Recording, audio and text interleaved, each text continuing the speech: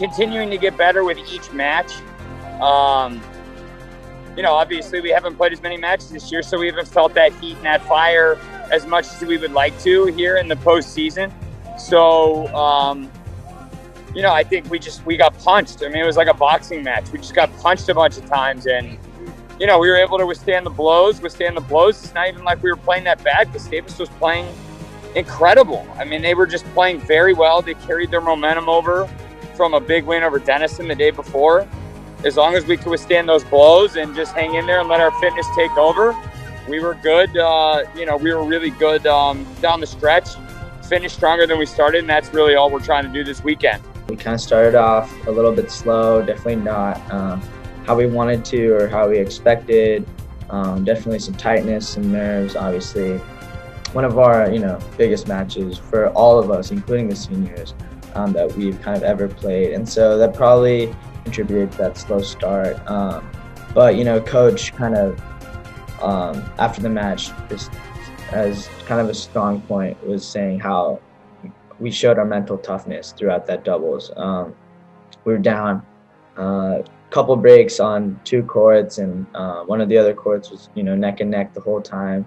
And kind of just our way to battle back showed kind of how much work we've put in, and the trust in our ability to kind of, battle back through what looked like a pretty dire situation, especially, looking on the outside. But our confidence and our mental toughness showed through that. And then, in the middle, and to get into that singles, the whole purpose was the job. The job isn't done yet, because you got to get to 5. And so our mentality through the singles, luckily, it was 5-0 and we swept, but it's who's gonna make their matches count, who's gonna get their singles to count. And obviously John and James made their matches count, and that was awesome for them. And hopefully, other people will get to make their matches count in the next time. But it was great just to kind of battle back, have that mental toughness. The key, like we talked about when we got into the tournament, is the same as now. Is like, yes, it's the NCAA quarterfinals and it's the NCAA tournament, but for a year now we've been competing really, really hard against each other and just trying to do our best to pretend that we are, Trinity, that we are WashU, that we are Emory. I mean, heck, half the time when we're at practice, we actually just cheer for the other team and pretend we're playing against the other team. So I think we just need to stick with our habits and stick with our golden rules.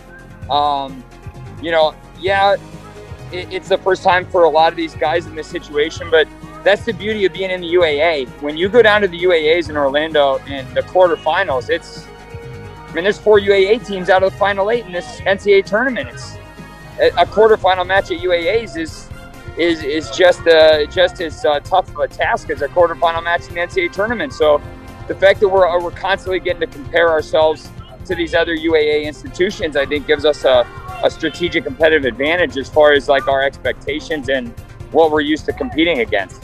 And we're obviously very excited to be in the spot, but from that second after we won that GAC match, the whole emphasis has been we aren't done yet.